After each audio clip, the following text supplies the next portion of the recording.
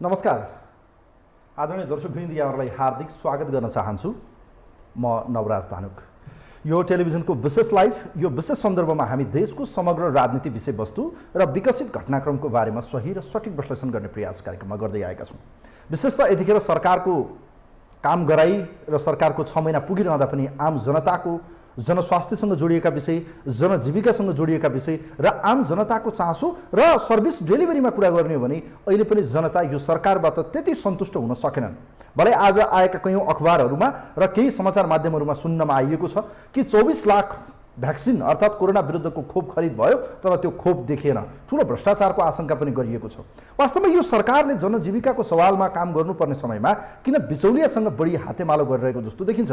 विगतको सरकारका पनि कयौँ काण्डहरू बाहिर आए। विशेष गरी पछिल्लो समय सरकारको मन्त्री प्रेमाले यस विरुद्ध लागि पनि रहनु भएको छ। उहाँको काम गराई र उहाँको नाम पनि पछिल्लो समय लुम्बिनी विकास कोषको त्यहाँको जमिनमा पनि जोडिएको छ। यतिखेर वास्तवमा यी विभिन्न काण्डमा चाहिँ व्यावसायिक घरघराना र चाहिँ शीर्षस्थ नेताहरूको कनेक्सन यो देखिरहँदा साँच्चै यो देशमा व्यथिति मौलाउनमा राजनीतिक दलहरूको कहीँ कतै एक किसिमको साँठगाँठ, एक किसिमको उहाँहरूको कनेक्सन देखिन्छ।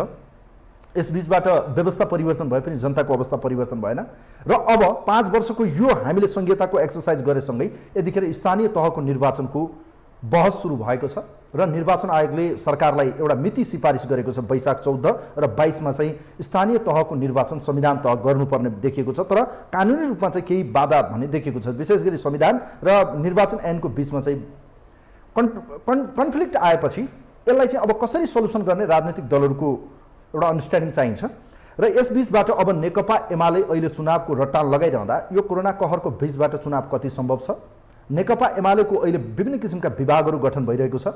नेकपा एमालेको विभाजनपछि जिल्ला अधिवेशन र केन्द्रीय महाधिवेशनले जसरी एउटा म्यान्डेट लिएको छ, अब उहाँहरू कसरी अगाडि बढ्नुहुन्छ र विशेष गरी यस्तो विषम परिस्थितिबाट देशको सीमा मिचिरहँदा पनि देशका सम्पूर्ण राजनीतिकहरू एक ठाउँमा आएर राष्ट्रिय सहमति गरेर एउटा संयुक्त उहाँहरूले वक्तव्य जारी गर्नुपर्ने थियो, तर राष्ट्रिय सहमति हुन नसक्नुको पछाडि कारण के हो भन्ने विषयमा रहेर आज कुराकानी गर्दैछौँ। हामीसँग नेकपा एमालेका अत्यन्तै प्रभावशाली नेता, चर्चित नेता र हालै सम्पन्न नेकपा एमालेको 10औं राष्ट्रिय महाधिवेशनबाट नेकपा एमालेको थाई कमिटी सदस्य समेत निर्वाचित हुनुभएका नेकपा एमालेका नेता, पूर्व मन्त्री र हालसालै गठित नेकपा एमालेको संगठन विभागका चाहिँ सदस्य कर्ण थापा आज हामीसँग हुनुहुन्छ। उहाँलाई म वेलकम गर्न चाहन्छु। नमस्ते थापाजी, वेलकम, यहाँलाई स्वागत छ। धन्यवाद। आराम हुनुहुन्छ? ठिक छ। अब कुरा गरौँ विशेष गरी अवस्था जिउका थिउँ छ व्यवस्था तपाईँहरूले परिवर्तन गर्नुभयो, लामो सङ्घर्ष गर्नुभयो, तर आज फर्केर हेर्दाखेरि यो देशको व्यवस्था परिवर्तन भयो, तर राजनीतिक दलहरू बेला बखतमा आलोचना, सरकार जसको बने पनि तर दलहरूले चाहिँ शाबासी भने त्यति धेरै पाएनन्। हिजो तपाईँहरूको सरकार रहँदा पनि कहीँ कतै आलोचना गरियो प्रतिपक्षमा रहँदा, या तपाईँहरूकै पार्टीभित्र पनि एक किसिमको किचलो रह्यो। आज तपाईँहरू प्रतिपक्षमा हुनुहुन्छ, सरकार बनेको छ गठबन्धनको सरकार, तर फेरि सन्तुष्टि त हामी पनि छैनौँ, जनता पनि छैनन्, तपाईँहरू पनि हुनुहुन्न। भयो चाहिँ किन यस्तो भयो चाहिँ कारण किन यस्तो परिस्थिति किन बन्यो? सरकारले किन गति लिन सकेन? जनताको मन जित्न किन सकेन? 6 महिना पुग्यो, कसरी मूल्याङ्कन गरिरहनु भएको छ थापाजी यहाँले?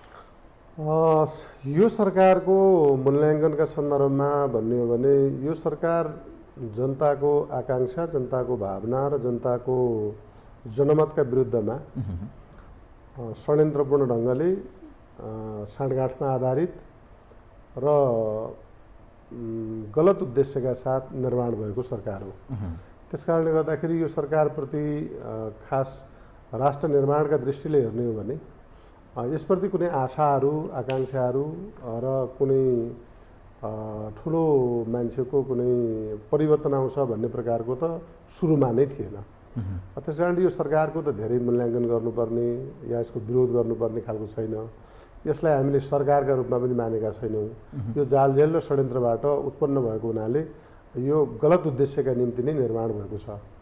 जहाँसम्म तपाईँले यो राजनीतिक पार्टीका हरूमाथि किन जनताको विश्वास भइरहेको छैन या आलोचना र विरोधहरू किन हुन्छ भन्ने सन्दर्भमा, आलोचना आफैमा धेरै महत्त्वको कुरा होइन। आलोचनामा सत्यपना कति छ, सही ढङ्गले आलोचना भइरहेको छ कि विरोध भइरहेको छ। हामीले लोकतन्त्रलाई विरोध गर्ने प्रणालीका रूपमा मात्रै बुझ्ने हो भने त्यो गलत हुन्छ। त्यसैले मेरो चाहिँ भनाइ के हो भने कुनै दलप्रति या सरकारप्रतिका आलोचना या विरोधहरू त्यो तथ्यमा आधारित हुनुपर्छ। तथ्यहरूलाई अगाडि सारेर त्रुटिहरू भएका छन्, कमीहरू भएका छन् भने त्यसलाई सच्याउन भन्नुपर्छ। विरोधका निम्ति विरोध गर्नुको त केही पनि अर्थ हुँदैन। हामीले अहिले जो नेपालमा लोकतन्त्र ल्यायौँ र हामीले अभ्यासमा जो गइरहेका छौँ, यसमा चाहिँ त्रुटिहरू चाहिँ हामीले लोकतन्त्र भनेको उत्तरदायित्वको प्रणाली हो, यो जवाबदेहिताको प्रणाली हो। यो जवाबदेहिता र उत्तरदायीको प्रणालीलाई हामीले खालि विरोध गर्ने, झुट्टा आरोपहरू लगाइदिने, आक्षेपहरू लगाउने, जसलाई जे पनि भनिदिने, यस्तो प्रकारको जुन ढङ्गले हामीले अभ्यास गरिरहेका छौँ यो त्रुटिपूर्ण छ। त्यसैले हामीले लोकतन्त्रलाई विकास गर्ने हो भने विकासका मात्रै दृष्टिले होइन, लोकतन्त्र भनेको एउटा जीवनशैली हो र यो सत्यमा आधारित हुनुपर्छ। जसले जे पनि बोलिदिने र त्यसको जवाबदेहिता लिनु नपर्ने, उत्तरदायित्व लिनु नपर्ने, दायित्व बोध गर्नु नपर्ने, कर्तव्यको पालना गर्नु नपर्ने, यस्तो प्रकारको ढङ्गले जुन यसलाई गैर जिम्मेवार प्रवृत्तिहरू जो हाबी भइरहेका छन्, यो चाहिँ दुःखद कुरा हो। सरकारको सन्दर्भमा त मैले तपाईँलाई के भन्नु, यो सरकार बनाउनमा त तपाईँहरूको पनि त एउटा भनौँ न हात त रह्यो नि त। तपाईँहरूले जनताको म्यान्डेट त सम्हालिदिनु भएन क्या, त्यसको दोषी त तपाईँहरू हो नि। आज जे परिस्थिति छ, अर्कालाई गाली गरे पनि, आज सरकारलाई जति आलोचना गरे पनि फेरि त उहाँहरूले बाण हान्ने त तपाईँहरूलाई नै हो, तिर त तपाईँहरूतिर नै सोझ्याउने हो उहाँहरूले होइन। अब लोकतन्त्रमा या पार्टीभित्र या समाजमा या परिवारमा नकारात्मक र सकारात्मक दुईटा भूमिका खेल्ने मान्छेहरू हुन्छन्। अब हामीले जुन सरकार निर्माण गरेका थियौँ अथवा स्थायित्वको निम्ति र नेपालको समृद्धिका निम्ति भनेर हामीले जुन जनमत हामीले प्राप्त गरेका थियौँ, त्यहाँभित्र नकारात्मक प्रवृत्ति, स्वार्थी प्रवृत्तिहरू, अराजक र अनुशासनहीन प्रवृत्तिहरूले हामीले प्राप्त गरेको जनमतलाई हामीले टिकाउन सकेनौँ। अब अहिले नेकपा एमाले जुन छ यो मूलधारका रूपमा नेपालको सिङ्गै राजनीतिक आन्दोलनको, वामपन्थी आन्दोलनको, कम्युनिस्ट आन्दोलनको मात्रै होइन कि सिङ्गै राजनीतिक आन्दोलनको मूलधारका रूपमा त नेकपा एमाले अगाडि गएकै छ। त्यसबाट टुक्रिएर त्यसलाई बिगार्नका निम्ति, त्यसलाई कमजोर तुल्याउनका निम्ति केही पात्र र प्रवृत्तिहरू जस्तो किसिमको भूमिका उहाँहरूले खेल्नुभयो, त्यो नकारात्मक भूमिकाका कारणले गर्दाखेरि अब हामीलाई दोष दिने कुरा भन्दा पनि त्यो त प्रष्ट रूपमा तपाईँहरूलाई के दोष उहाँहरूको छ भने हामीलाई जनताको म्यान्डेट थिएन एउटा कुरा त उहाँहरूले भन्नुहुन्छ, यो त तपाईँहरूलाई थाहा छ। तर अझ योभन्दा महत्त्वपूर्ण कुरा के भन्नुहुन्छ भने संसद दुई पटक तपाईँहरूले विघटन गर्नुभयो, अहिले पनि संसदलाई त तपाईँहरूले बन्धक बनाइराख्दा चाहिँ जनताका विधेयकहरू, जनताका कानुनहरू या जनताको पक्षमा बोल्नुपर्ने सार्वभौम थलो जो जनताको प्रतिनिधिको थलो हो त्यो बन्धक बनायो। एमाले आज अस्थिरताको एउटा कडी हो, एउटा पात्र हो या एउटा प्रवृत्ति हो भनेर भन्न मिल्छ मिल्दैन? उहाँहरू त्यो गलत कुरा हो। त्यो उहाँहरूले जे भनिरहनु भएको छ त्यो सत्यमा आधारित छैन। त्यही त मैले सुरुमै भने नि त, वस्तुगत यथार्थता चाहिँ एकातिर, खालि तर्क वितर्क गर्ने, मान्छेलाई अन्यल सृजना गरिदिने खालको काम मात्रै गरिकन त न देश अगाडि बढ्न सक्छ न लोकतन्त्रको रक्षा हुन सक्छ। यो त प्रणालीमाथि नै प्रश्न उठ्ने विषय बन्न जान्छ। त्यसैले मैले के भन्छु भन्नुहुन्छ भने त्यो बेलामा अहिले जो नेकपा एमाले देशको उन्नति, प्रगति र संविधानको रक्षा, लोकतन्त्रको रक्षा, लोकतान्त्रिक व्यवस्था परिपाटी त्यसको रक्षाका निम्ति लगातार लडिआयो र ऊ एक्लै पनि अहिले उभिरहेको छ। ऊ कसैसँग साँठगाँठ गरिदिएको छैन नि। हामीले जनतालाई मात्रै भरोसा गरेका छौँ, जनताभन्दा बाहिर अरू कसैलाई पनि भरोसा गरेका छैनौँ। किनकि अहिले सबैको गठबन्धन त नेकपा एमालेका विरुद्धमा एक्लै आउनु भयो नि त उहाँहरूले। तपाईँहरू गलत हो भन्ने उहाँहरूले साबित गर्दै हुनुहुन्छ क्या?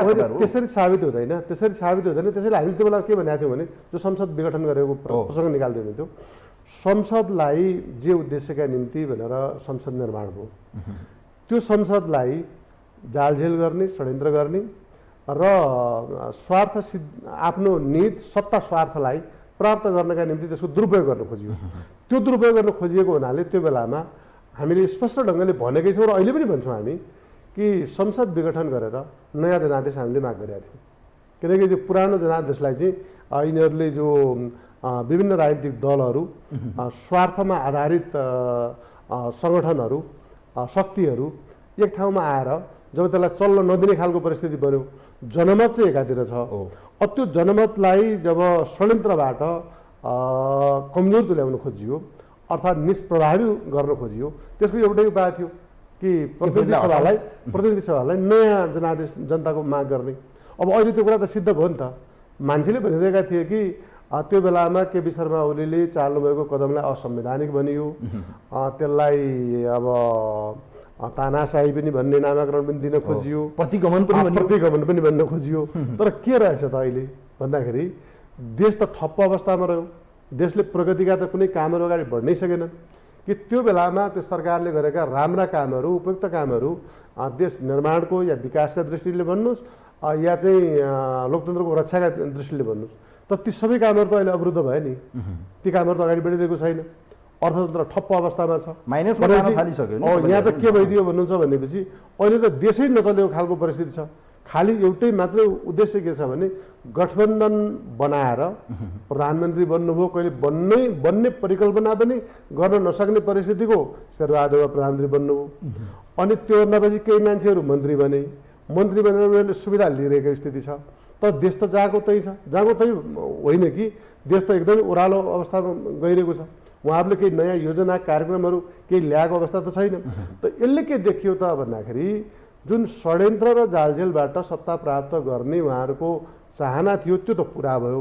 तर हामीले त्यही बेलामा भनेको थियौँ र म अहिले पनि स्मरण गर्न चाहन्छु, नेपाली जनताले केही पनि पाउँदैन, राष्ट्रले केही पनि पाउँदैन, लोकतान्त्रिक परिपाटी कमजोर भएर जान्छ, जनताको अविश्वास बढेर जान्छ, अराजकता र उशृङ्खलता बढ्दै जानेछ। त्यसले त हामीले प्राप्त गरेको, लडेर ल्याएको, स्थापना गरेको जो लोकतान्त्रिक प्रणाली छ त्यो कमजोर बन्ने छ हामीले भनेको थियौँ नि त। उहाँहरूले त्यही भन्नु भएको छ, लोकतन्त्र हामीले बचायौँ, संविधान पो हामीले बचायौँ त, केपीओले त खाइसकेको थियो पो भन्नुहुन्छ त उहाँहरूले। त कहाँ त्यही त्यो लोकतन्त्र खाएको कुरा त्यो सिद्ध भयो त भएन नि त। उहाँहरूले त कहीँ पनि त्यो आफ्नो केही गठबन्धन गरेर सत्ता प्राप्त गर्ने कुरा त प्राप्त गरिसकेपछि देशलाई केपी शर्मा ओलीको बेलाभन्दा एकदम द्रुत गतिका साथ नयाँपना दिएर अगाडि बढेको भए त आज केपी शर्मा ओलीलाई या नेकपा एमालेको सरकारलाई सम्झाउनु पर्ने थियो र उहाँहरूको त हाइहाई हुन्थ्यो नि त। अहिले ती कुनै काम त भएको छैन। त्यो गठजोड गाह्रै हुँदो रहेछ है त्यसो भए। होइन, यो भनेको त मिलिजुली बस्ने बाँडीचुडी खाने भन्दा बाहिर त्यो जनतालाई धोका हो हामीले भनेका थियौँ। जनताको जनमतका विरुद्धको यो गठबन्धन हो, प्रगतिका विरुद्धको, उन्नतिका विरुद्धको, समृद्धिका विरुद्धको। त्यसो भए मलाई एउटा कुरा थापाज्यू, जस्तो अहिले तपाईँहरूले भन्नु भएको थियो चुनाव बाइ द वे अहिले चुनाव भएर एउटा नयाँ फ्रेस म्यान्डेट आएको भए देशले गति लिएको देखिन्थ्यो।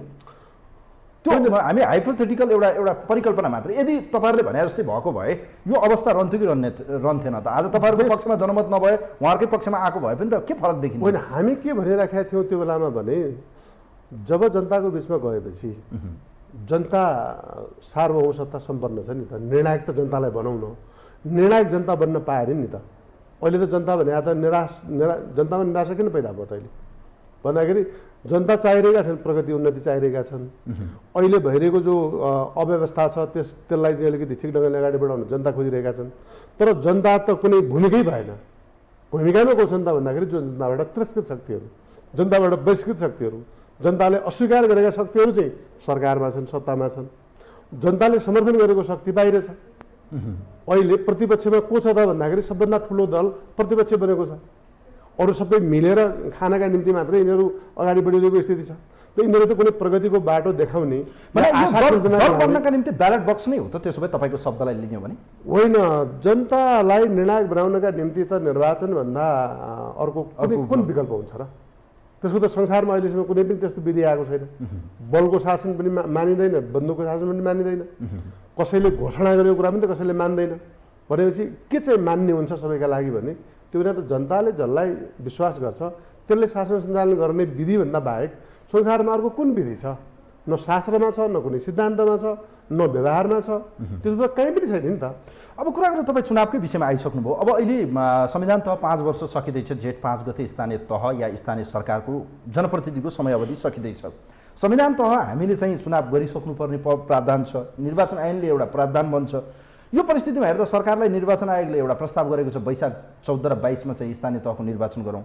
अब सरकारलाई बाहनाबाजी पनि चलिरहेको छ, परिस्थिति पनि त्यो अनुकूल छैन, अहिले प्रतिकूल जस्तो देखिन्छ। कोरोनाको यो कहर ग्राफ बढ्ने क्रममा छ। कर्ण थापाज्यू, के गर्ने अब? चुनाव तपाईँहरूले चुनाव गर्दै हुनुहुन्थ्यो, चुनावको मिति नजिक आउँदैछ, सरकार अहिले पनि छाँटकाँट देखाइरहेको छैन। कोरोना बीचबाट या यो अहिलेको असहज परिस्थितिबाट चुनाव नै किन चाहियो ल भन्नुहोस् न? होइन, अहिलेको चुनाव भने त कुनै कसैले घोषणा गर्ने, कसैले इच्छा गरेर गर्ने या अनिच्छाले नगर्ने भन्ने कुरै भएन नि। यो त आवधिक निर्वाचन अनिवार्य रूपमा गर्नुपर्छ। अवधि सकिएपछि निर्वाचनको विकल्प छैन। त्यसमा कोरोना अथवा कुनै परिस्थिति घटना परिस्थिति कुनै प्राकृतिक प्रकोप धेरै ठुलो आयो भनेपछि त्यो कुनै एउटा पार्टीका निम्ति मात्रै आउने कुरा भएन। थियो हामीले माग गरेको चुनाव होइन यो।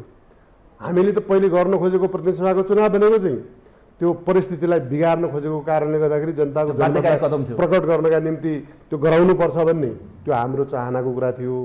अब अहिलेको चुनाव भने त यो त आवधिक निर्वाचन हो नि, स्थानीय तहको निर्वाचन भएको 5 वर्ष हुन लाग्यो। त्यो चुनाव त गर्नै पर्छ, त्यसमा कुनै बहानाबाजी चल्दैन। यो कसैले माग गर्ने कुरा पनि होइन, कसैले अस्वीकार गरेर यो अस्वीकार गर्न सकिने विषय पनि होइन। यो संविधान त गर्नुपर्छ, अनिवार्य रूपमा यो निर्वाचन हुन्छ, गर्नै पर्छ। अब निर्वाचनको कुरा गरियो तर सरकार अहिले छाँटकाँट देख्नुहुन्छ तपाईँले, त्यो लय देख्नुहुन्छ, यसको यो गति देखिरहनु भएको छ? त्यो होइन, अब यो सरकार त चुनाव जनताको समर्थन लिने कुरा यस्तो भनेपछि त यिनीहरूलाई त ठुलो ऐनको त सातो पुत्लो उठ्छ। किनकि जनतामा यिनीहरूले जे प्रकारको षड्यन्त्र र जालजेल गरे, जे बेमानी गरे लोकतन्त्रका विरुद्धमा, प्रचारबाजी चाहिँ एक खालको गरे, काम र व्यवहार अर्को खालको भयो। त्यो त प्रमाणित भइसक्यो। त्यो जनता त अहिले सचेत छ, कुनै त्यो चुप लागेर बसेको त छैन। केही सीमित राजनीतिक पार्टीबाट, यी राजनीतिक पार्टीबाट अहिलेका गठबन्धनबाट आफ्नो स्वार्थ सिद्ध गरेका मान्छेभन्दा बाहेक अरू आम जनता, सर्वसाधारण जनता, कुनै पार्टीमा नलागेका जनता अथवा यिनीहरूभन्दा यिनको विपक्षमा रहेको जनमत त यिनीहरूको पक्षमा त आउनेवाला छैन। कुनै कामबाट पनि यिनले केही पनि गर्न सकेन। सरकार अहिले तिनै तहको निर्वाचन एकैचोटि गरौँ भन्ने परिस्थितिमा चाहिँ देखिन्छ, एउटा मोटामोटी अन्डरस्ट्यान्डिङ देखिन्छ। तर उहाँहरू संविधान तह जानुपर्छ भन्ने पक्षमा चाहिँ देखिनु भएको छ। यसो भनिरहँदा यसलाई तलमाथि गर्ने मनसाय देख्नु चाहिँ हुँदैन? सरकारको मनस्थिति के पाउनुभयो यहाँ? यिनीहरूले कुनै पनि किसिमको रोज्ने ठाउँमा यिनीहरू छैनन्। यो रोजाइको विषय होइन, बाध्यकारी कदम, यो बाध्यकारी कदम हो। संविधान त निर्वाचन अहिले स्थानीय तहको गर्नुपर्छ। पहिले 2074 सालको 1 वर्ष अगाडि स्थानीय तहको निर्वाचन भएको थियो। 1 वर्षपछि प्रतिनिधि सभा र प्रदेश सभाको निर्वाचन भएको थियो। त्यसमा यो विभिन्न प्रकारको जालझेल र षड्यन्त्र गरेर काहीँ केही जोड घटाउ गरेर केही लाभ प्राप्त गर्न सकिन्छ कि भन्ने हिसाब यदि सरकारमा बसेका मान्छेहरूले गरेका छन् भने त्यसको हिसाबमा नलागे हुन्छ। यो कुनै पनि हिसाब गरेर उहाँहरूको हित हुनेवाला छैन। भने उहाँहरूले बानाबाजी गर्न पाइन्न, कुनै पनि गर्न पाइँदैन, त्यो गर्न हुँदैन, त्यो जरुरी छैन। त्यो कोरोनाको ग्राफ बढ्यो भने के गर्ने त्यो बेला? होइन, कोरोना मैले अघि भनिहालेँ नि, एउटा यो सङ्कट आयो भने चाहिँ समझदारी गरेर जान सकिन्छ। त्यो गर्नुपर्छ। किन भन्दाखेरि त्यो भने त कसैले ल्याउने कुरा भएन नि। अहिलेको सिचुएसन हेर्दाखेरि त कोरोनाको ग्राफ त अलि हाई होला भन्ने उहाँहरूलाई लागिरहेको छ। तर आजको आज नहोला, फेरि तपाईँहरूका चुनावी प्रक्रियाहरू होलान्, फेरि त्यसपछि तपाईँहरूले मतदाताहरूको बिचमा, जनताको बिचमा चुनाव प्रचार गर्न जानु पर्ला, आमसभाहरू होलान्। त्यसले त एउटा एक किसिमको असहज परिस्थिति ल्याउँदैन? यो जोखिमलाई पनि त हामीले स्वास्थ्यभन्दा ठुलो कुरा, जनताभन्दा ठुलो कुरा त चुनाव कसरी होला र? होइन, अब अहिले प्रस्तावित गरेको जुन समय छ त्यो समयका हिसाबले चाहिँ अहिले नै हामीले कुनै पूर्वानुमान गर्नुपर्ने स्थिति छैन। किनकि यो बढ्न पनि सक्छ, यो घट्न पनि सक्छ। तर अब अहिलेको यो पछिल्लो जो कोरोनाको प्रकोप छ, यो प्रकोपको फैलावट चाहिँ एकदमै धेरै छ, तर यसको मृत्यु रेट एकदमै कम छ। अहिले अब योभन्दा अघिल्लै सरकारले सबभन्दा पहिलो काम महत्त्वपूर्ण ढङ्गले जनताको जीवनका निम्ति गरि नै सकेका थियो कि हरेक व्यक्तिले खोप प्राप्त गर्न सक्ने। त्यो बेलाको त नारै एउटै थियो नि त, खोप, फेरि पनि खोप, फेरि पनि खोप। किनकि कोरोनाको अर्को विकल्प छैन। किन उपचार नभएको चिज, औषधि नभएको चिज भएको हुनाले त्यो समस्या थियो र त्यो समाधान चाहिँ केपी शर्मा ओलीकै सरकारले त्यही बेलामा दियो। करोडौँ डोज लाउनु भयो, तर आज बाहिर आएको छ समाचार, तपाईँले हेर्नुभयो होला मेन स्ट्रिमको पत्र पत्रिकाहरू, 24 लाख खोप खरिद भएको छ तर त्यो खोप भेटिएन। के हो यस्तो पनि किन भयो त? त्यो गरेको छ भने त खोज्नुपर्छ। यो भने त अपराध, यसै पनि भ्रष्टाचार, औषधिमा, खरिदमा, तपाईँको भ्याक्सिनमा हेर्नुहोस् त भ्रष्टाचार। यो जनताको जीवनमा खेलवाड होइन। यो सोच्न नसकिने विषयहरूमा जब भ्रष्टाचार हुन्छ भने यो अक्षम्य अपराध हो। यो अपराध त यसै पनि हो। सामान्य अवस्था, कुनै पनि अवस्थामा अनियमितता, भ्रष्टाचार जन्ने काम, अझ महामारीमा त त्यो गर्नै हुँदैन। र अब महामारीमा त त्यो हुनु भनेको त त्यो त अक्षम्य हो। र यसमा कुनै किसिमको इफ बिट बट केही पनि नलगाइकन जसले गरेका छन् तिनीहरूलाई त दण्डित गर्नुपर्छ। त्यो सामान्य दण्डले हुँदैन, त्यो चाहिँ एकदम कडाभन्दा कडा कानुनी कारवाही गर्नुपर्छ। र यस सन्दर्भमा मेरो एउटा के भन्नु छ भने नेपालका जति पनि हाम्रा मिडियाहरू छन् उनीहरूले पनि खोजहरू राम्रो गरिकन गर्नु पर्यो। यो आरोप लगाइदिने कसैलाई जस्तो गलत प्रचार कसैको गरिदियो साँच्चै नै कसैले गरेको छ भन्ने कुरा भनिदिँदा पनि पहिले पनि उसलाई पनि भनेको थियो यो पनि उस्तै होला भन्ने ढङ्गले सामान्यकरण गर्ने खतरा हुन्छ। त्यसैले यस्तो विषयमा मिडिया जिम्मेवार बन्नु पर्यो भन्ने मिडिया पनि जिम्मेवार बन्नु पर्यो, सरकार पनि जिम्मेवार बन्नु पर्यो, राजनीतिक पार्टी पनि जिम्मेवार बन्नु पर्यो, हरेक नागरिक पनि जिम्मेवार बन्नु पर्यो यस्तो विषय चाहिँ। अब थापाज्यू जस्तो कुरा गरौँ, पछिल्लो समय राजनीति एक किसिमको नभई नहुने चिज पनि हो, देशको मूलनीति पनि हो। यो बिना राज्यका निम्ति तपाईँहरूले जुन आज जनताको अधिकारको निम्ति एउटा पोलिटिकल मुभमेन्ट गर्नुभयो, एक किसिमको आन्दोलन गर्नुभयो, आज जनताले गणतन्त्र पाए, लोकतन्त्र पाए, संविधान पाए। तर बेला बखतमा राजनीतिक दल र तिनका नेताहरू आलोचनाको एउटा घेरामा जहिले पनि प्रश्न चिन्हको घेरामा चाहिँ जहिले पनि अडिए। जस्तो अहिले पछिल्लो समय विभिन्न काण्डहरू आए, तपाईँले हेर्नु भएको छ। भलै यो काण्डहरूमा कसले कसलाई दोषारोपण गर्छ, कसले कसलाई कतिखेर चाहिँ तानिरहेको छ, त्यो त हामी देखिरहेका छौँ। अहिलेको यो सरकार एक्टिभली, विशेष गरी सरकारको मन्त्री प्रेमाले अहिले पर्यटन मन्त्री हुनुहुन्छ, जो उहाँ एक्टिभली म चाहिँ दुधको दुध पानीको पानी नाङ्गे झार पार्छु भनेर तपाईँहरूका विरुद्ध उहाँ खुल्लम खुल्ला लागिरहनु भएको छ कि अघिल्लो सरकारको पालामा भएका काण्डहरूको फाइल उहाँ खोल्न थाल्नु भएको छ। उहाँले अख्तियार गुहार्नु भएको छ, सिआइबी गुहार्नु भएको छ, उहाँ मैयो भनेर उहाँ लागिसक्नु भएको छ। उहाँको वाहवाही पनि होला, वाहवाही पनि छ। अहिले यसरी हेर्दाखेरि यो काण्डहरूमा चाहिँ नेताहरूको, राजनीतिक दलहरूको यो विवाद किन जोडियो विवादमा? यदि यो विशुद्ध रूपमा थियो भने सरकारसँग जोडिने विषय हो, दलहरूसँग किन जोडिए, दलको किचनसम्म किन जोडिए, व्यक्तिको किचनसम्म किन पुगिरहेका छन् उहाँहरू? पनि यसमा व्यक्तिको प्रश्न होइन, सरकारमा रहने मान्छेहरूले, मन्त्रीहरूले या सरकारका कर्मचारीहरूले त्यो सधैँभरि उत्तरदायित्व र जवाबदेहिता लिनुपर्छ। किनकि जो मान्छेका बारेमा प्रश्न उठाएका छन् यो सिङ्गो पार्टीको कुरा होइन। पार्टीले मान्छेलाई मन्त्री बनाउँछ या कुनै जिम्मेवारी दिन्छ, सांसद बनाउँछ पार्टीले। नेपालको कानुन बमोजिम मान्छेहरू चाहिँ विभिन्न ब्युरोक्रेसीका पनि विभिन्न तहहरूमा पुग्छन्। तिनीहरू आफ्नो अवधिमा गरेका कामका लागि जिन्दगीभरि उनीहरू उत्तरदायी बन्छन्। जसका बारेमा प्रश्न उठ्छन्, प्रश्न उठेकाहरूले जवाफ पनि उनीहरूले दिनुपर्छ। र राज्य कसैप्रति पूर्वाग्रही बनेर चाहिँ हुँदैन। राज्यका अङ्ग र निकायहरू भनेको सधैँ सबैका निम्ति बराबरी नै हुन्छन्। उनीहरू कसैले गल्ती गरेका छन्, त्रुटि गरेका छन् भने तिनीहरू उन्मुक्त हुँदैनन्, कसैलाई पनि उन्मुक्ति दिनु हुँदैन। त प्रेमाले लगाएको आरोप सही हो कि गलत हो त? तपाईँहरूको पालामा तपाईँहरूको सरकारले ठुलो भ्रष्टाचार गर्यो, योगेश भट्टराई चाहिँ यो हो, फलानु हो, उहाँको मिलिमतो देख्यो, उहाँको छानबिन समिति, मन्त्रालयको सहसचिवको छानबिन समितिले पनि प्रतिवेदन बुझाउँदा त्यो देख्यो, मिलिमतो देखायो, मन्त्रीको पनि संलग्नता छ भनेर उहाँले भनिरहनु भएको छ। प्रेमालेको एक्सन हेर्नुहोस् न तपाईँले अहिले। होइन, म कुनै आलेवाला या कुनै भट्टराईको कुरा गर्दिनँ। त्यो भनेको के हो भने राज्य भनेको निरन्तर के अरे उत्तराधिकार वाला संस्था हो। यो सधैँभरि चलिरहन्छ। जो मान्छेले जुन बेलामा जे भूमिका खेलेका थिए र कुनै निर्णय गरेका छन् भने त्यसप्रति जवाबदेही बन्नुपर्छ। यो आग्रहपूर्ण कसैका अभिव्यक्तिले पनि कोही समाप्त भइहाल्दैन। सही तथ्यहरू, तथ्याङ्कहरू राखेर कसैले गल्ती गरेको छ, गैर कानुनी काम म बाँकी राख्दैन भने उहाँले त टेन्डर पनि खारेज गर्न उहाँले भनिसक्नुभयो, त्यहाँ गएर भत्काइसक्नुभयो, उहाँले गलत थियो, गलत तरिकाले निर्माण भयो भनेर उहाँले एक्सनमा जानुभयो नि त। होइन, त्यो कानुन बमोजिम नै चल्नुपर्छ। सबै विषयको निरूपण भनेको कानुन बमोजिम हुन्छ। त्यो बोलेका भरमा हुँदैन। कसैले बोलिदियो म ठिक पारिदिन्छु भने भरमा ठिक पार्न मिल्दैन यो लोकतान्त्रिक परिपाटीमा। तर उहाँ त लागिरहनु भएको छ नि। होइन, अब त्यो व्यक्तिले के गर्ने भयो, म व्यक्तिमा टिप्पणी गर्ने। तपाईँले चिनेको त प्रेमाले तपाईँले बनाए होइन र भने तपाईँकै सिफारिसमा केपी शर्मा ओलीको मन्त्रीमण्डलमा तपाईँले पुर्याउनु भयो, एमाले उहाँले फुटाएर जानुभयो, 8 जना लगेर उहाँ चाहिँ भनौँ न बुढा नीलकण्ठ पुग्नुभयो, तपाईँले हेर्नुभयो। आज उहाँ तपाईँहरूको पालामा चाहिँ उहाँ असफल जस्तो काण्डै मचाउने, अहिले देउबा सरकारमा सफल जस्तो यो मै हुँ भन्ने जस्तो किन? उहाँको चरित्र तपाईँले कसरी बुझ्नु भएको छ? उहाँको प्रवृत्ति के हो? होइन, तपाईँको प्रश्न नै काफी छैन, मैले जवाब दिनुपर्छ त्यसमा। भन्नुहोस् न। होइन, जवाफै दिनु पर्दैन त्यसमा। मान्छेको बारेमा, व्यक्तिको बारेमा टिप्पणी गर्नु गलत हुन्छ। म के भन्छु भन्दाखेरि राजनीति भनेको विचारको श्रृङ्खलामा राजनीति चल्छ। यो विचार प्रधान हुन्छ राजनीति। अब जे अवसर प्राप्त भयो त्यो अवसरका निम्ति जे पनि गर्ने कुरालाई म राजनीति भन्दिनँ। अब म व्यक्तिमा टिप्पणी गर्दिनँ। मेरो चाहिँ के हो त भन्दाखेरि एउटा उद्देश्य हुन्छ, पार्टीको त उद्देश्य हुन्छ नि, व्यक्तिको पनि उद्देश्य हुन्छ, लक्ष्य हुन्छ।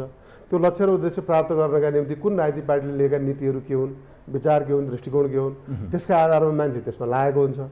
यदि त्यसप्रति चाहिँ आफ्नो निष्ठा छैन, विश्वास छैन भने मान्छेले पार्टी बदल्छ। तर मान्छेले आफ्ना फाइदाका निम्ति जे पनि गर्छ, जे पनि भने त्यसलाई म राजनीतिक पार्टीको नेताका रूपमा त होइन, मान्छेका रूपमा पनि म त्यसलाई मान्यता दिन्छु। उहाँको एक्सन अहिले पूर्वाग्रही जस्तो देखिन्छ कि स्वाभाविक हो? उहाँले नियमित रूपमा चाहिँ देखिएका अनियमिततालाई उहाँले पर्दाफास मात्रै गर्नुभएको जस्तो लाग्छ तपाईँलाई? होइन, त्यो व्यक्तिमा म जानै चाहन्न। उहाँले के गर्नु भएको छ भन्ने कुरा पनि मैले पनि त्यो हेरे पनि छैन, त्यो मेरो विषय पनि परेन। एउटा व्यक्तिले के गरिरहेको छ भन्ने प्रकारको कुरा भन्दा पनि राज्यले के गर्छ, राज्यका ऐन नियम कानुनहरू, त्यसका परिधिहरू हुन्छन्, त्यसका प्रावधानहरू हुन्छन्। त्यो कसैले उल्लङ्घन गरेको छ भने, हिजो कसैले 20 वर्ष अगाडि गरेको छ भने पनि त्यसका लागि उत्तरदायी बन्नुपर्छ। अहिले कुनै व्यक्तिले गर्दैछ भनेपछि त्यसका बारेमा पनि प्रश्न उठ्छन्, त्यसको जवाब पनि सम्बन्धित मान्छेले दिनुपर्छ। यो त राज्य हो नि त।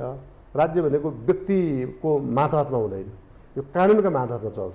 अब जस्तो तपाईँले बुझेअनुसार लामो समय भयो तपाईँले राजनीति गर्न थाल्नु भएको, विशेष गरी नेकपा एमालेको एउटा शक्तिशाली सङ्गठनको चाहिँ तपाईँ थाई कमिटी सदस्य पनि हुनुहुन्छ, कर्ण थापाजी। जस्तो यो देशमा ठुला ठुला भ्रष्टाचारका काण्डहरू भए, अख्तियारले पनि कैयौँ पटक अनुसन्धान गर्यो। यत्रो यो बालुवाटार हामीले चाहिँ जग्गा प्रकरण ललिता निवास हेऱ्यौँ, अहिले पछिल्लो समय पनि बेला बखतमा चर्चामा आउँछ। तर ठुला घटना या ठुला काण्डका नाइके मानिने ठुला माछा भनिन्छन् जसलाई, ती माछाहरू जहिले पनि उम्केको देखिन्छ। उहाँहरूलाई संरक्षण भएको हो कि त्यो कानुनै फितलो हो कि राज्य निरही हो कि हाम्रा संवैधानिक अङ्गहरू नै पेन्डुलम भएको हो, के हो चाहिँ कारण? किन भ्रष्टाचारीहरू जेल जाँदैनन् भन्ने एउटा जनताको प्रश्न क्या। के मिलिमतो नै हो त? दल र सबै मिलिभगत हो त त्यसो भए?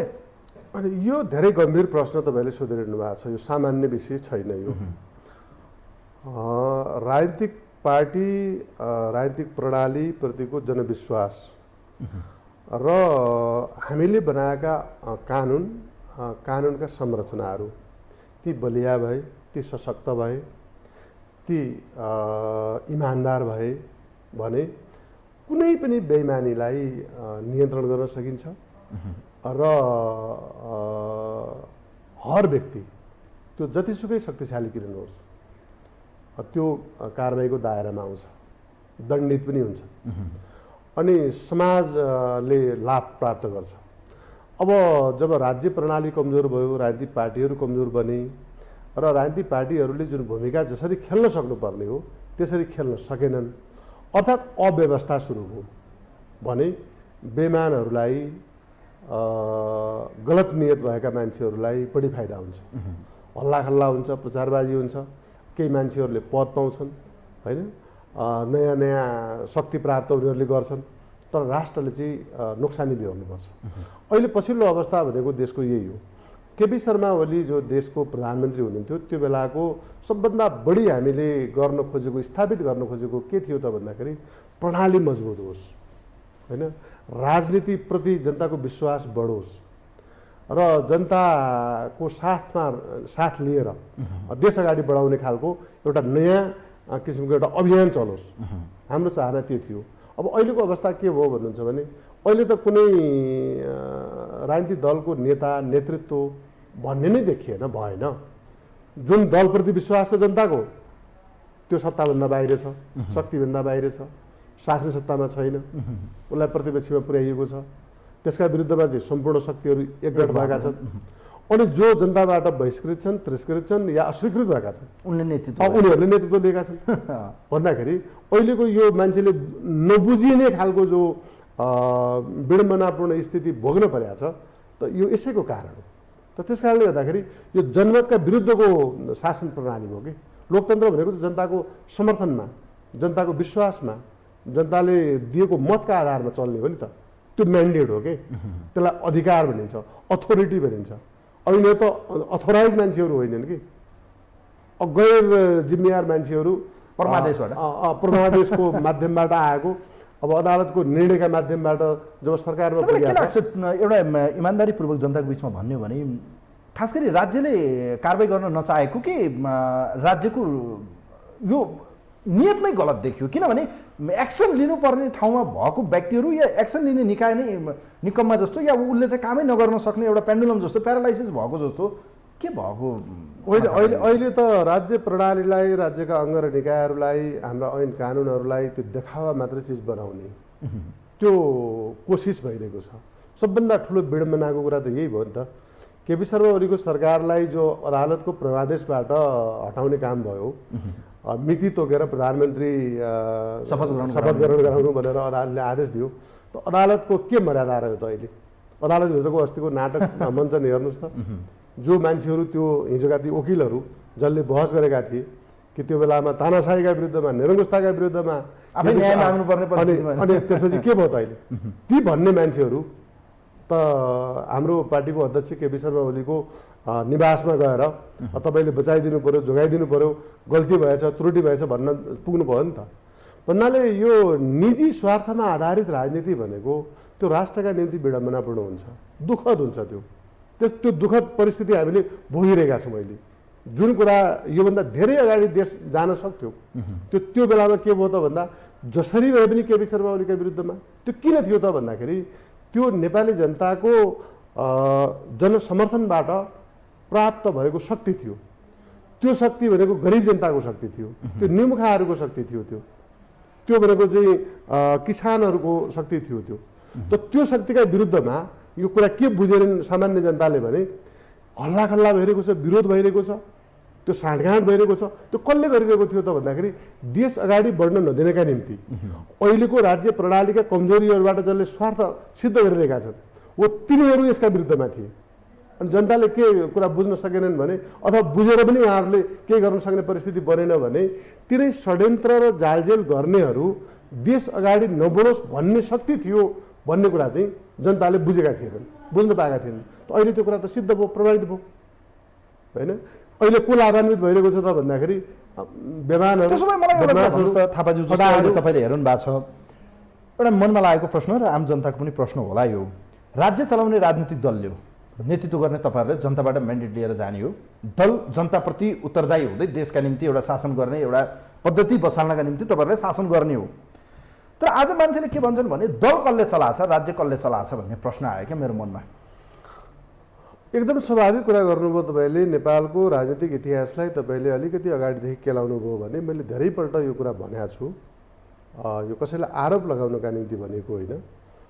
देश बनाउन सुरु गरिएकै छैन, देश बन्ने विषयमा छलफल गर्नै पाइँदैन, गर्नै दिइँदैन, त्यो तहबाट अगाडि जानै दिइँदैन। यहाँ अहिले दलका नेताहरू, अहिले माधव नेपाल या प्रचण्ड त्यो दलका त नेता हुनुहुन्छ, तर अरू कुनै शक्तिको गोटीका रूपमा प्रयोग भइरहनु भएको छ। हिजो पनि कतिपय राजनीतिक दलका नेताहरूलाई त्यसै गरिकन विभिन्न राष्ट्रिय अन्तर्राष्ट्रिय शक्तिहरूले त्यसै गरिकन चलाउन खोजेका थिए। केपी शर्मा ओलीका विरुद्धमा सम्पूर्ण शक्ति अहिले किन केन्द्रित हो? म गर्वका साथ भन्छु, अहिले हाम्रो पार्टीको अध्यक्ष केपी शर्मा ओली नेपाली राजनीतिमा अरू कुनै शक्तिको स्वार्थ सिद्ध गर्नका निम्ति गोटीका रूपमा उहाँ प्रयोग हुन मान्नु भएन। उहाँ त भारतका विरुद्ध त सिंहमय जय थियो कि सत्यमय जय थियो भनेर भन्नुभयो। उहाँले त्यो भन्नुभयो, उहाँले त्यो किन भन्नु पर्यो? साहस त अहिलेका नेतामा छैन भन्ने त अहिलेकामा मात्रै होइन, हिजोकामा पनि त्यो गालीका रूपमा, विरोधका रूपमा होइन नि त। त्यो चाहिँ सत्य के हो त? हामी एउटा सार्वभौम देश हौँ। देशका हिसाबले नेपाल, भारत, अमेरिका या चीन, संसारभरिका जति पनि देशहरू हुन् ती सबै सार्वभौमिक समानताका आधारमा सबैको बराबरी र समान किसिमको स्थिति हुन्छ। हामीले त्यही भनेको थियौँ नि त। भारतसँग किन त्यस्तो भन्नु परेको थियो केपी शर्मा ओलीले भने भारत एउटा स्वतन्त्र अलग देश हो, हामी अलग देश हौँ, हाम्रो आफ्नै इज्जत छ, हाम्रो प्रतिष्ठा छ, हाम्रो जुन स्वाभिमान छ, भारतीयहरूको स्वाभिमानमा पनि हामी आँच पुर्याउन चाहँदैनौँ नि त। भनेपछि नेपालमाथि अरूको हस्तक्षेप नहोस्, हामी हाम्रो विवेकले चल्छौँ, हामी हाम्रो स्वतन्त्रतापूर्वक जे राजनीतिक सञ्चालन गर्नुपर्ने हो त्यो हामी गर्छौँ, हामीले त्यो भने हो नि त। अहिले के भइदियो त भन्नुहुन्छ भने यी अरूबाट सञ्चालित भएका, अरू शक्तिबाट सञ्चालित भएका, गोटीका रूपमा प्रयोग भएका मान्छेहरू हामीले नेताका रूपमा देखिरहेका छौँ। यो सबभन्दा ठुलो विडम्बनापूर्ण स्थिति हो। त्यसका अहिलेको राजनीति, अहिलेको परिस्थिति जुन छ, म अलिकति तपाईँले कम्प्लिट गरिहालौँ। तपाईँले भन्नुभयो कि ठुला ठुला घटनाहरू किन त्यसमा मान्छेहरू जेल जाँदैन। केपी शर्मा ओलीले सबभन्दा ठुलो के गर्नुभएको थियो त भन्दा यो ललिता निवास प्रकरण भनेको त्यो सामान्य थिएन। त्यसमा नेपालका सम्पूर्ण राजनीतिक पार्टीका नेताहरू, पूर्व प्रधानमन्त्रीहरू, पूर्व सेनाका मान्छेहरू, प्रहरीका मान्छेहरू, ब्युरोक्रेसीका सबभन्दा टप लेभलमा बसेका मान्छेहरू, यति धेरै मान्छेहरू, यति धेरै नेपालको सम्पूर्ण शक्ति त्यहाँ त्यो जग्गा खानमा उनीहरूको मिलोमतो थियो। त्यो सामान्य कुरा थिएन। मैले जुन बेलामा त्यो प्रकरण चाहिँ केपी शर्मा ओलीले सुरु गर्नुभयो, मैले भारतले नेपालका विरुद्धमा लगाएको नाकाबन्दी भन्दा व्यक्तिगत रूपमा उहाँलाई यो सबभन्दा बढी खतरा हुनसक्छ।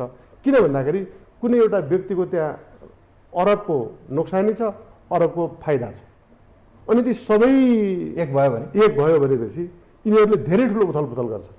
भनेपछि यो राजनीतिक पार्टीहरू अहिले प्रचण्ड, माधव नेपालहरू, त्यो नेकपाको विरुद्धमा जो केन्द्रित भएका छन्, यसको अन्तर्यमा त्यो छ। अब देशका हिसाबले भन्नुहुन्छ भने लिम्पिया देराल विलेक, कालापानी त्यो नेपालको हो र हाम्रो भूमि हो त्यो भनेर जब संसदबाट नक्सा पारित भयो, अनि त्यो रोक्न त सकेन त्यो बेलामा, किनकि त्यो जनताको आवाज थियो, जनताको भावना बमोजिम सरकारले देश एक थियो। यसमा के हुन्छ भन्नुहुन्छ भने जनताको भावना बमोजिम जब सरकार चल्छ नि, त्यसले यति ठुलो विराट शक्ति आर्जन गर्छ कि त्यसलाई कसैले पनि सोझै इन्कार गर्न सक्दैन। त्यसपछि के हुन्छ त भन्दा षड्यन्त्रका तानाबानाहरू बुनिन्छन्। हो, ती षड्यन्त्रका तानाबानाहरू बुनेर त्यो अन्तबाट सम्भव हुने भएन। कहाँबाट सम्भव हुने भयो त? अदालतबाट हुने भयो। अनि मान्छेहरूलाई त्यही भित्रबाट चाहिँ प्रयोग गरियो। ठुला ठुला देखिएका मान्छेहरू, ठुल्ठुला पदमा भएका मान्छेहरू। त्यसैले मैले के भन्ने गर्छु भन्नुहुन्छ भने पद ठुलो भयो कि भएन भन्ने होइन, त्यो मान्छेमा इमान कति छ, त्यो मान्छेमा जवाबदेहिता कति छ। मलाई टु बी अनेस्ट जनताले बुझ्ने गरेर कर्ण थापाजी, तपाईँ जतिको व्यक्तिले यो कुरा क्लियर गर्नुहुन्छ जस्तो लाग्छ मलाई। त्यसो भए आज हाम्रो राज्य, हाम्रो सरकार, हाम्रा दल स्वचालित कि परिचालित, या अहिले बाहिर सुन्नमा आउँछ, म त तिनलाई धेरै मान्दिनँ, हेर्नुहोस् उहाँहरू कति त्यति शक्तिशाली त के हुनु होला, एउटा नेतालाई बिचौलियाले चलाउँछ भनेर त कसले मान्छ र केही मुठीभर माफियाले चाहिँ आज राज्य चलाएको छ भन्छन्, त्यो मान्नुहुन्छ तपाईँ? अब म चाहिँ केमा छु भन्नुहुन्छ भने अहिले त्यो कुरा चाहिँ भन्न मान्छेलाई बाध्य हुने खालको परिस्थिति बनेको छ। राज्य राजनीतिक पार्टीले सञ्चालन गर्नुपर्छ, त्यसको विधान त्यो पनि केले भन्दा राजनीतिक मूल्य र मान्यताका आधारमा, सिद्धान्त र विचारका आधारमा, लक्ष्य र उद्देश्यका आधारमा राजनीति चल्ने त्यसरी हो। तर त्यसरी जब राजनीति चल्छ त्यसपछि यी बिचौलियाहरू अथवा भ्रष्टाचारीहरू या निहित स्वार्थमा लाग्नेहरूलाई ठुलो नोक्सान हुन्छ, आम जनतालाई फाइदा हुन्छ, त्यस्ताहरूलाई नोक्सानी हुन्छ। अनि जब राजनीतिक परिस्थिति बिग्रिन्छ अनि जाली झेली बिचौलिया फटा बदमास तिनीहरू चाहिँ अलिकति प्रभावी भएर जान्छन् र जनता चाहिँ कमजोर भएको स्थिति छ। यो पछिल्लो सरकार जो बन्यो त्यसले के गरेको छ भन्दाखेरि जनतालाई कमजोर तुल्याइदिएको छ, जनतालाई चाहिँ निर्णायक ठाउँमा पुग्न दिएको छैन, उनीहरूलाई अलमलमा पारिदिएको छ। उनीहरूलाई अब एक ढङ्गले भन्ने हो भने स्वार्थमा आधारित राजनीति मिलाउनै पाइन्छ नि, यो भाग कम पर्यो कि यता दिने कि यता दिने, मासु काटेको ठाउँमा हुन्छ नि यता कम पग्यो भने थप्नु, यो ढङ्गले अहिले गर्नु खोजिएको छ। त म के भन्छु भन्नुहुन्छ भने अहिले पनि यो देशमा नेकपा एमाले छ, गाउँ गाउँसम्म नेकपा एमाले भएको हुनाले हामी के गरिरहेका छौँ भन्दा मान्छेलाई व्यक्तिको स्वार्थमा आधारित भएर चलाउने, मान्छेलाई निजी स्वार्थमा आधारित भएर सञ्चालन गर्ने, त्यो भन्दा हामीले चाहिँ राजनीति भनेको समाजका निम्ति गर्ने हो, समाज बदल्नका निम्ति गर्ने हो, समाज परिवर्तनका निम्ति गर्ने हो, समाजका बिखराव र विकृति विसङ्गतिका विरुद्धमा गर्ने हो। त्यो गरेर यो सामाजिक काम हो, यो निजी काम होइन। निजी स्वार्थमा तपाईँलाई लगिदियो भनेपछि तपाईँ त सामाजिक व्यक्तिगत स्वार्थमा हेर्छु म त, मैले कहाँबाट प्राप्त गर्छु, मलाई लाभ कहाँबाट हुन्छ, त्यो हेर्छौँ हामीले। राष्ट्रपति उत्तरदायी राजनीति अब नेकपा एमाले गर्न खोजेको राजनीति अहिले पनि के छ भने मैले अघि तपाईँलाई भनिरहँदाखेरि यिनीहरूले बिगार्न खोजिराखेका छन्। व्यक्तिगत स्वार्थमा आधारित भएर राजनीतिलाई अगाडि बढाउँदाखेरि अब समाज भन्ने काहीँ पनि हुँदैन कि, होइन? सामूहिक भावना हुँदैन, सामाजिक भावना हुँदैन, त्यो गर्न यिनीहरूले खोजेका छन्। नेकपा एमाले के गरेको छ अहिले पनि भन्दाखेरि हामी राजनीति भनेको यो सामाजिक अभियानको काम हो, होइन? यो समाज बदल्ने कामका निम्ति लाग्ने हो। निजी स्वार्थहरू त्यागेर समाजको लागि केही गर्छु भनेर मान्छे राजनीतिमा आउने हो अथवा समाजसेवामा मान्छे आउने हो। विभिन्न क्षेत्रहरू छन् नि त, राजनीति मात्रै छैन। भनेपछि यो मूल्यहरूलाई, यी मूल्यका आधारमा राजनीतिलाई अगाडि बढाउनुपर्छ भनेर हामी वडासम्म, टोलसम्म, गाउँसम्म पुगेका छौँ। यिनीहरूले गर्न खोजेको जुन उद्देश्य छ त्यो हामी यो देश असफल बनाउने, देश चाहिँ अरू कसैको हैकममा या उनीहरूको आदेशमा चल्ने बनाउने जे खोज्दैछन् हामी त्यो हुन दिनेवाला छैनौँ र ठुलो एउटा विराट शक्ति, विराट एउटा राजनीतिक विचारधारा हामीले निर्माण गर्दैछौँ। अब कुरा गरौँ, मसँग समय अत्यन्तै अब अन्त्यमै छु म। विशेष गरी पछिल्लो समय तपाईँ अब सुदूरपश्चिमको लामो समय नेतृत्वमै रहनुभयो, खास गरी नेकपा रहँदा तपाईँ त्यहाँको अध्यक्ष पनि रहनुभयो। अहिले यो जिल्ला अधिवेशनहरू भए, अब प्रदेश अधिवेशनहरू नेकपा एमालेको यो कोरोनाकै कारणले गर्दा अलि मिति पछाडि गएको छ, केही पर सरेको छ। हेरौँ अब निकट भविष्यमा यो सम्मेलन या तपाईँहरूको यो अधिवेशन होला। जस्तो अहिले सुदूरपश्चिमको 9वटा जिल्लामध्ये एउटा जिल्ला बाहेक अन्य सबैमा चाहिँ तपाईँको वर्चस्व रह्यो। एकाएक कर्ण थापा चर्चामा आउनुभयो, शक्तिमा आउनुभयो, केपी शर्मा ओलीको लाइनमा तपाईँ लामो समयदेखि उहाँसँगै रहनुभयो। आज तपाईँका मान्छे, तपाईँ निकटका मान्छेहरू सुदूरपश्चिमको 9वटा मध्ये 8वटा जिल्लामा तपाईँको, इभन भीम रावलको जिल्लामा समेत तपाईँले बाजी मार्नुभयो। यो कसरी सम्भव हो कर्ण थापाज्यू? सधैँ कमजोर देखेको कर्ण थापा एकाएक शक्तिमा कसरी? ल भनिदिनुहोस् अब। होइन, त्यस्तो होइन। म कुनै शक्तिमा आएको पनि छैन। पार्टीमा कमजोर या बलियो भएको भन्ने खालको कुरा त्यति ठुलो कुरा पनि होइन। हामीले एउटा उद्देश्यका निम्ति यो पार्टीमा लागेका हौँ र नेकपा एमालेको उद्देश्य समानता कायम गर्ने र सबै मान्छेलाई एउटा सुख दिनका निम्ति हामीले कति योगदान गर्न सक्छौँ भन्ने हो। न्याय हाम्रो सबभन्दा ठुलो उद्देश्य हो। न्याय, समानता, स्वतन्त्रता मान्छेको, त्यसका निम्ति भनेर हामी यो पार्टीमा, म चाहिँ यो कम्युनिस्ट पार्टीमा त्यसमा लागेको हो।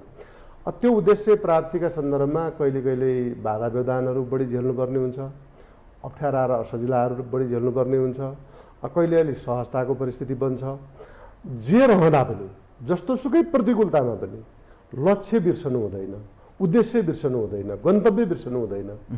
आफ्ना निजी स्वार्थका निम्ति आफूले आफ्नो बाटो बदल्नु हुँदैन, किनकि उद्देश्य एउटा छ भने त बाटो बदल्नु भएन नि। भने म त्यो मान्यतामा अडिएर रहेको मान्छे हुँ र नेकपा एमाले गरेको राजनीति भनेको उद्देश्यमूलक राजनीति हो। हामीले जति पनि मान्छेलाई सङ्गठित गर्छौँ एउटा उद्देश्यमा हिँडाउँछौँ, एउटा लक्ष्यका निम्ति हामी सङ्गठित गर्छौँ। नयाँ सङ्गठन किन गर्ने? जिल्ला अधिवेशन भन्नुभयो, कोही मान्छे अध्यक्ष भयो, उपाध्यक्ष भयो, त्यो निजी पद होइन, त्यो हाम्रो एउटा उद्देश्य छ। होइन, हिजो बलियो हुनुहुन्थ्यो, आज तपाईँ बलियो हुनुभयो क्या? होइन, त्यो बलियो कमजोरमा म जाँदै होइन। म चाहिँ किन जाँदैछु भन्दाखेरि जब मान्छेले आफ्नो उद्देश्य बिर्सन्छ त्यो मान्छेहरू पार्टीमा हराउँदै जान्छ। अछाममा पनि तपाईँले जित्नु भयो। अब हिजो भीमरावले ठिकै उद्देश्य, ठिकै लक्ष्य, ठिकै बाटो लिएर हिँड्नु भएको थियो होला, उहाँ नेता बन्नुभयो। उहाँको अब उद्देश्य पनि रहेन, उहाँले त्यो बाटो पनि हिँड्न छोड्नुभयो र उहाँले बाटो देखाउनु पनि छोड्नुभयो।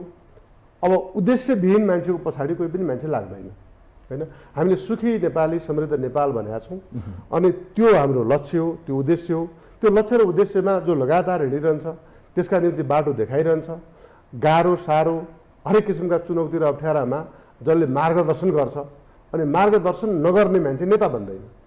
अनि त्यो कुनै त्यो अन्य प्रदेशभन्दा तपाईँको प्रदेश सुदूरपश्चिम प्रदेशमा तपाईँ जहाँ नेता हुनुहुन्छ आफै पनि, त्यहाँ अहिले पनि एक किसिमको अन्तर्विरोध, एक किसिमको अन्तरसङ्घर्ष, एक किसिमको फरक लाइन किन निर्माण भयो त्यहाँ?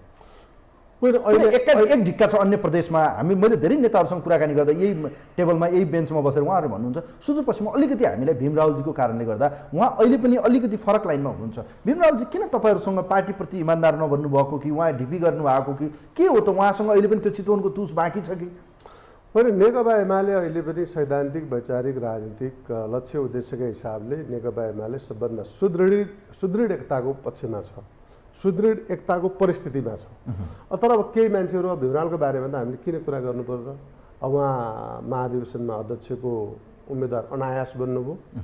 पार्टीको आवश्यकताले भन्दा पनि उहाँको अहङ्कारका कारणले गर्दाखेरि उहाँ उम्मेदवार बन्नुभयो।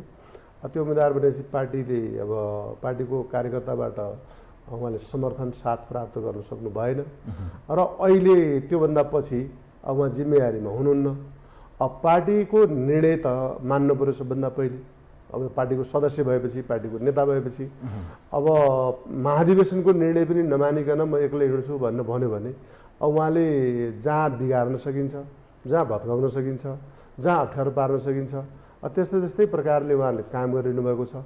त्यो चाहिँ पार्टी कार्यकर्ताले मन पराउँदैनन्। पार्टीको समर्थक शुभेच्छुकहरूले त पार्टीको हित मन पराउँछन्, पार्टीको एकता मन पराउँछन्, पार्टीका नेताहरू एकताबद्ध ढङ्गले अगाडि बढेको, विपक्षी विरोधीहरूका विपक्षमा एकताबद्ध ढङ्गले दृढतापूर्वक सङ्घर्ष गरेको त्यो मन पराउँछन्। अब उहाँले त्यो हिजो गर्नुभएको थियो, कुनै बेलामा पार्टीको पक्षमा उभिएको हुनाले नेता बन्नुभएको थियो। अब पार्टीको पक्षमा जो मान्छे उभिँदैनन् ती मान्छे नेता हुँदैनन्। यो कुरा त सामान्य सबले बुझ्ने कुरा हो। त त्यस कारणले गर्दाखेरि अब हाम्रो पार्टीको कार्यकर्तापन्थी, समर्थक शुभेच्छुकपन्थीले आशा भरोसा गर्न छोड्यो होला। अब यो विभिन्न विभागहरू, पार्टीका विभिन्न विभागहरू गठन भइरहेका छन्, सङ्गठनहरू गठन भइरहेका छन्। यो गठनसँगै अब नेकपा एमाले अब कसरी अगाडि बढ्छ? अन्त्यमा छोटोमा भन्नुहोस् त, विशेष गरी भीमरावजीलाई तपाईँहरू कसरी समाएर लग्ने वा उहाँलाई कसरी समाहित बनाएर लग्ने? अहिले नेकपा एमाले भित्रका हाम्रा पार्टीका नेता कार्यकर्ता सबैलाई हामी सैद्धान्तिक वैचारिक बहस हामी गर्छौँ। त्यो बहसमा सबैलाई हामी कन्भिन्स गर्छौँ। त्यो कन्भिन्स गरेर नै पार्टीलाई एकताबद्ध पार्ने हो। निजी स्वार्थको त समाधान छैन। मान्छेले पार्टीको निर्णय म मान्दिनँ, मेरा जे निजी आकाङ्क्षाहरू छन् म त्यसैको पछि कुद्छु भनेपछि त त्यसको त समाधान छैन, त्यसको उपचार पनि छैन। संसारमा जिम्मेवारीमा बस्दैन, मलाई पद पनि चाहिन्न भने अब त्यो त्यसको त उपचार छैन। तर जो मान्छे पार्टीप्रति उत्तरदायी छ, जवाबदेही छ, जनता र कार्यकर्ताप्रति चाहिँ उत्तरदायी छ, उसले चाहिँ पार्टीका निर्णयहरू पार्टीको हितमा छन् भनेपछि त्यसलाई बोकेर जानु पर्यो। अब अहिले पार्टीभित्र कुनै त्यस्तो पार्टीको अहितमा कुनै निर्णय भएको छैन र हामीले भनेका छौँ कि नेपालका सबै राजनीतिक पार्टीहरू एकातिर छन् जो देशको प्रगति उन्नति रोक्न चाहन्छन्, लोकतन्त्रको सही ढङ्गले विकास हुन दिन चाहँदैनन्, स्वस्थ खालको प्रतिस्पर्धाको प्रणालीलाई कमजोर तुल्याउन चाहन्छन्। ती सबैका विरुद्धमा पनि नेकपा एमाले एक्लै हुँदा पनि नेपाली जनतालाई नेतृत्व गर्न सक्छ। हामीले के भनेका छौँ त भन्दा हाम्रो 10औं राष्ट्रिय महाधिवेशनको लक्ष्य बनाएका छौँ कि बहुसङ्ख्यक मान्छेको समर्थन प्राप्त भएको पार्टी बनाउने। भने गठबन्धनसँग एक्लै चुनावमा लड्ने तपाईँहरू तयारीमा हुनुहुन्छ? समग्रमा यही बुझौँ न। कस्तै प्रकारका गठबन्धन पनि ती देश विरोधी छन्, जनता विरोधी छन्, प्रणाली विरोधी छन्। त्यो कुरालाई हामी सिद्ध गर्न सक्छौँ। हामीसँग त्यो सामर्थ्य छ, त्यो सङ्गठनको सामर्थ्य छ, त्यो जनसमर्थनको सामर्थ्य छ। हामी 5 दल एकै ठाउँतिर हुँदा पनि तपाईँहरू एक्लै पनि यत्रो हिम्मत तपाईँहरू छ? अनि यी दल भनेका त अहिले 5 दल भनेको हिजो हाम्रै नेतृत्वमा जनताले हामीलाई विश्वास गरेर, केपी शर्मा ओलीको नेतृत्वलाई विश्वास गरेर, नेकपा एमाले अगाडि सारेको जनताको बहुदलीय जनवादको त्यो नीतिलाई विश्वास गरेर दिएका मतहरू केही व्यक्तिले खण्डित गरेर आफ्ना पद लिएर नै जानुभएको छ। उहाँहरू एउटा निर्वाचनबाट त उहाँहरू एक्लै एक्लै लड्नुहोस् न त। पार्टी भनेको त तपाईँको एउटाका विरुद्धमा 10 वटा मिल्नै पर्दैन नि। त्यो जनताको बिचमा आवधिक निर्वाचनमा जाँदा परीक्षण हुँदा आफ्ना उद्देश्य, यदि पार्टीका उद्देश्य एउटै छ भने के मैले पार्टी एउटै बनाउनु पर्यो कि सबैले? अहिले नेपालमा 2टा दलहरू मात्रै छन्। एउटा दल भनेको नेपाली काङ्ग्रेस, अर्को दल भनेको नेकपा एमाले, माओवादी। ती सबैको उद्देश्यका हिसाबले भन्ने हो भने 2टाका बिचमा मूल प्रतिस्पर्धा हो होइन। नेकपा एमाले देशको प्रमुख राजनीतिक शक्ति। उहाँहरूको काङ्ग्रेसको भुइँ चढ्नुपर्ने कारण के? उहाँहरूलाई अब आफूप्रति विश्वास छैन, आफ्ना नीतिप्रति भरोसा छैन, कुनै लक्ष्य र उद्देश्य केही प्राप्त गर्नु छैन भनेपछि त अब उनीहरूले के गर्ने त भन्दा निजी स्वार्थका निम्ति कसै न कसैको साथ लिएर 2-4वटा पद पाउने, त्योभन्दा बाहेक त उहाँहरूको अर्को के छ र? ठिक छ, चुनाव नजिक आउँदैछ, तपाईँहरूको चुनावी प्रक्रिया र चुनावको तयारी पनि हुँदैछ। नेकपा एमाले सुदृढ होस्, तपाईँलाई पुनः पनि बधाई छ, शुभकामना छ। नयाँ एउटा सङ्गठनको चाहिँ तपाईँ जिम्मेवार सदस्य पनि हुनुभएको छ। आजको यो विशेष कार्यक्रममा समय दिनुभयो, म धन्यवाद दिन चाहन्छु। धन्यवाद। दर्शकवृन्द, यो विशेष लाइभ विशेष सन्दर्भमा हामीसँग नेकपा एमालेका थाई कमिटी सदस्य एवं सङ्गठन विभागका सदस्य, आजको यो विशेष अङ्कमा हामीसँग पूर्व मन्त्री कर्ण थापा हुनुहुन्थ्यो। उहाँसँग पछिल्लो समय कोरोना महामारी छ, स्थानीय तहको निर्वाचनको मिति नजिकै गर्दा स्थानीय तहको निर्वाचन गर्न सरकारले आलटाल गरिरहँदा यस्तो विषम परिस्थितिमा अब सरकारसँग चुनौती पनि छ र सरकारलाई बाध्यकारी पनि छ संविधान तह यो निर्वाचन गर्नुपर्ने यो विषम परिस्थितिमा अब के गर्ने, कसरी चाहिँ निकास दिने? संसद अवरोध छ, संसदको निकास के हुनसक्छ र वर्तमान राजनीतिक परिस्थितिबाट हेर्दा अब यो देशको राजनीति कतातिर जान्छ र यो देश कसले हाँकिरहेको छ या कसले सञ्चालन गरिरहेको छ, यी महत्त्वपूर्ण विषयमा रहेर आज बहस गऱ्यौँ। कार्यक्रम हेरिदिनुभयो यहाँहरूलाई धेरै धेरै धन्यवाद दिँदै आजको यो विशेष श्रृङ्खलाबाट कार्यक्रमको प्राविधिक मित्रसँगै आजको अतिथि चाहिँ म पनि बिदा हुन्छु। नमस्कार।